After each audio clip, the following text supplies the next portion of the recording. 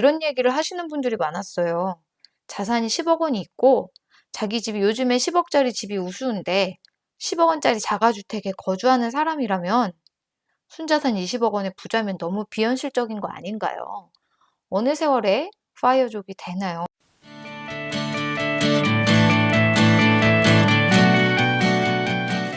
안녕하세요. 파이어에 도전하는 워킹맘 파워맘입니다. 오늘은 파이어족 10억 원 플러스 실거주집. 대단한 부자 아닌가요? 요 얘기 해보겠습니다. 본론에 들어가기 앞서서 파워맘 채널 구독과 좋아요 눌러주시면 더 많은 파이어 도전기를 보실 수가 있습니다. 자, 제가 지난번에 파이어족 포트폴리오 시리즈로 한국형 K시너지 포트폴리오 이게 가장 좋은 것 같다고 말씀드렸었잖아요. 근데 이제 요걸 말씀드리고 나서 많은 분들이 질문을 해주셨어요. 사실 요 전에도 많이들 질문 건데요. 이 10억 원 포트폴리오 구성에서 우리가 아파트는 이때 그 전세를 주고 전세금으로 주식하고 채권, 금 이런 걸 보유해서 10억 원 자산을 갖는 포트폴리오였잖아요.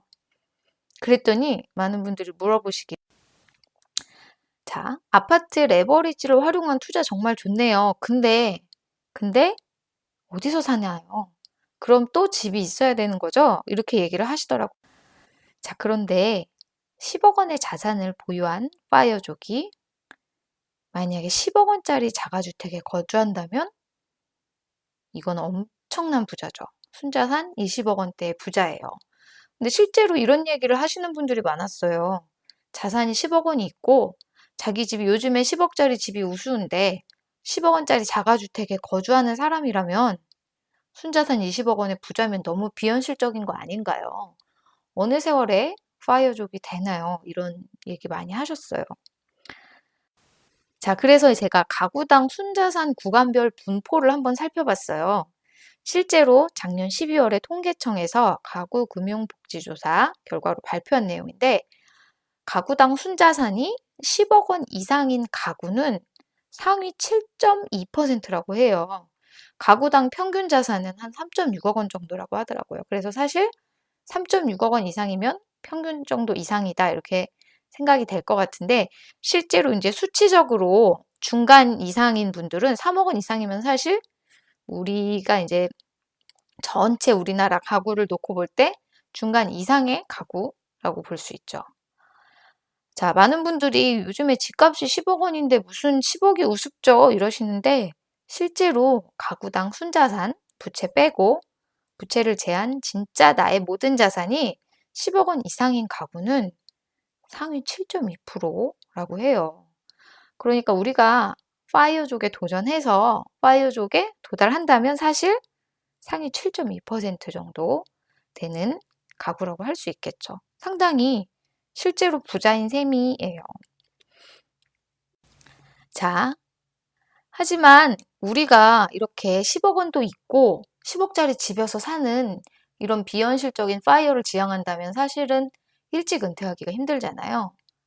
사실 은퇴할 때까지 일해도 그렇게 되지 못할 확률이 높기 때문에 우리는 주거비를 줄이고 최대한 레버리지를 활용을 해야 됩니다.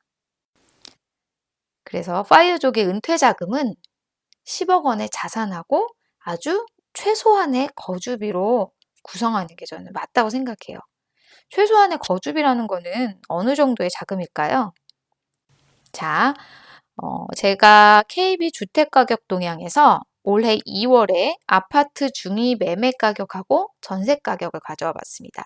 중위 가격이라는 거는 평균값이 아니고 전체 아파트, 만약에 아파트가 100채가 있다면 그 중에서 52순위로 그 거래된 가격, 그걸 말하는 거죠. 매매 가격하고 전세 가격하고 봤을 때 서울은 일단 10억인 건 사실입니다. 중위 가격이 9.6억 원이라서 거의 10억 원에 가깝습니다.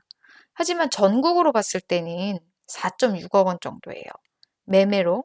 그리고 실제 전세로 봤을 때는 서울 전세 중위 가격은 6억 원 정도였고 전국 전세 중위 가격은 2.9억 원이었습니다. 그러니까 우리가 사실 3억 원 정도의 아파트에 전세로 산다면 이건 아파트예요. 심지어 빌라도 아니고 괜찮은 생활을 하는 편이라고 볼 수 있겠죠?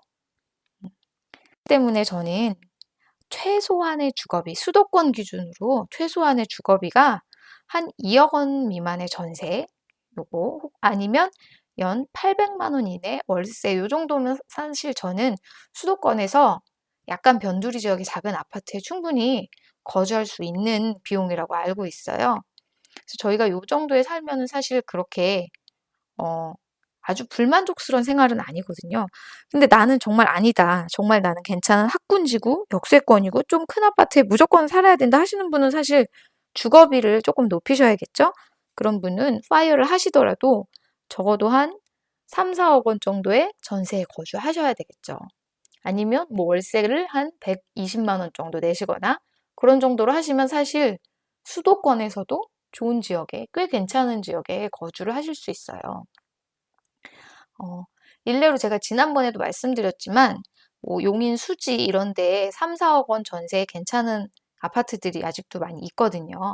그런 집들에 거주하셔도 사실 충분히 괜찮은 생활을 누릴 수가 있기 때문에 수도권의 최소한의 주거비는 한 2억 원 정도의 전세 아니면 연 800만 원 정도의 월세 이렇게 생각하실 수 있겠습니다.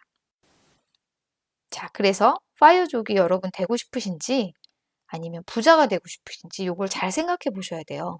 내가 부자가 되겠다 그러면 사실 10억 원 모아서 부자 되겠다고 생각하는 사람은 없잖아요. 부자 되겠다고 생각하면 우리는 파이어족이 되겠다는 생각은 사실 접어야 되겠죠. 부자가 되려면 내가 어떻게든 30억이든 50억이든 100억이든 모으기 위한 그러기 위한 플랜을 짜야 되는 거고요.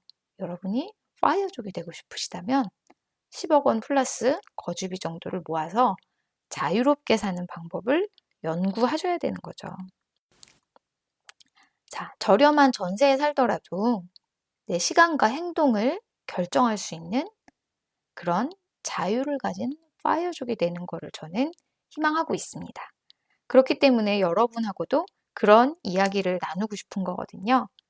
자, 오늘은 여기까지다.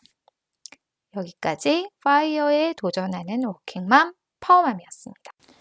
파워맘의 더 많은 파이어 도전기를 보고 싶으신 분들은 구독과 좋아요를 눌러주세요. 감사합니다.